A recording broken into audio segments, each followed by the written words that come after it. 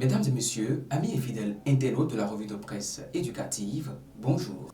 Dans le secteur de l'éducation, c'est le visage des membres qui vont siéger au sein de la commission administrative paritaire des ministères de l'enseignement secondaire, de la maternelle et du primaire qui préoccupe les acteurs.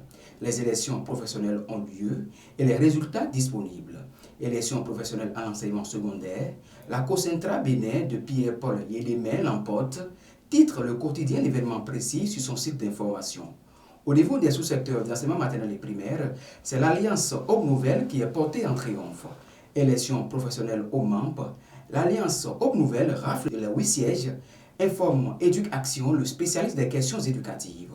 Pendant que certains savourent leur victoire, d'autres rejettent les résultats issus des élections professionnelles sectorielles au ministère d'enseignement maternel et primaire et au ministère d'enseignement secondaire, technique et de la formation professionnelle. Dans une déclaration, les responsables de la FESEN-CSTB, la Fédération des syndicats de l'éducation nationale affiliée à la Confédération syndicale des travailleurs du Bénin, dénoncent des dysfonctionnements observés lors du scrutin.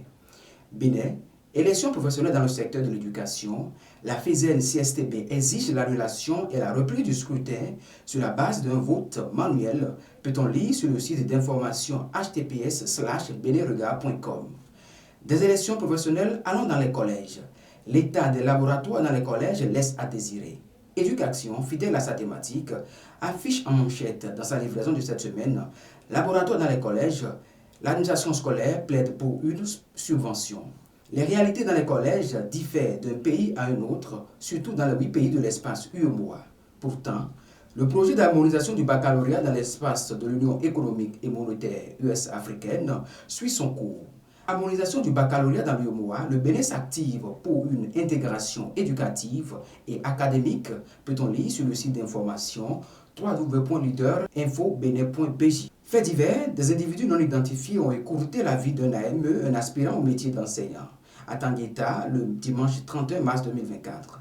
Enseignant de français au CEG 1 Tangueta, il est retrouvé mort au petit matin du dimanche 31 mars.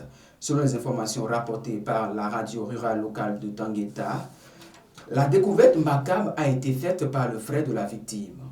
Enseignant tué à Tangueta, la police ouvre une enquête, indique Banuto. Mesdames et messieurs, c'est la fin de cette revue de presse. Merci de l'avoir suivi. À vendredi.